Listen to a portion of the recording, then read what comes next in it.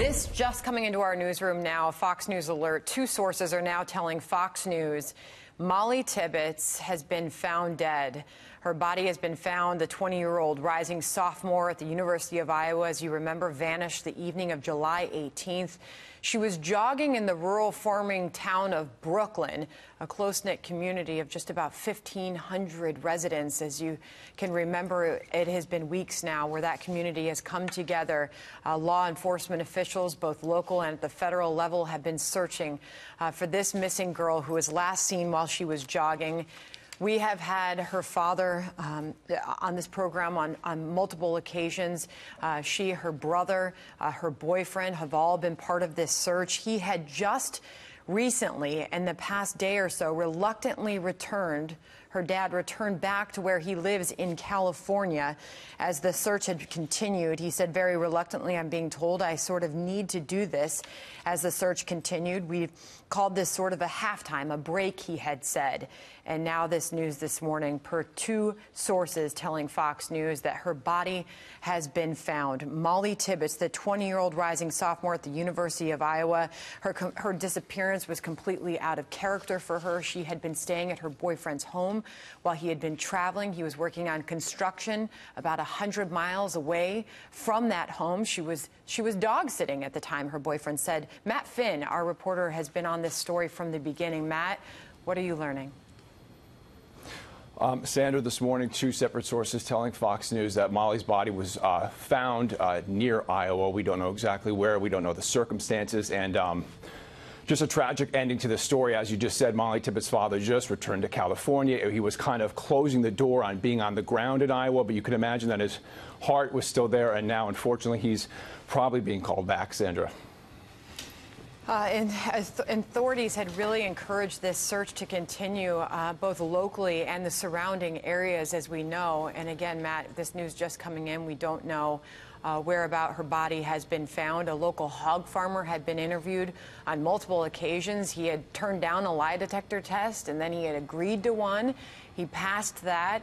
Are you getting any indication whatsoever, Matt, about where her body has been found or how wide the search had been at this point? Well, you know, when we were on the ground, as we were leaving Iowa, there were a couple key areas that were being identified that investigators were really honing in on. One of them, for example, was a car wash where she was close to where she was last seen jogging. Another area was a truck stop, which is right off the exit of I-80 for Brooklyn. So it seemed like as the investigation expanded and everyone was acknowledging that Mollie could potentially be anywhere, investigators were also kind of closing in on an area that they were trying to identify. They never told us why they were identifying these locations, some of them perhaps obvious, like that truck stop, because so many people would have been getting on and off that interstate. But this morning, sources not identifying exactly where Mollie's body was found, but one law enforcement source saying that it is in Iowa.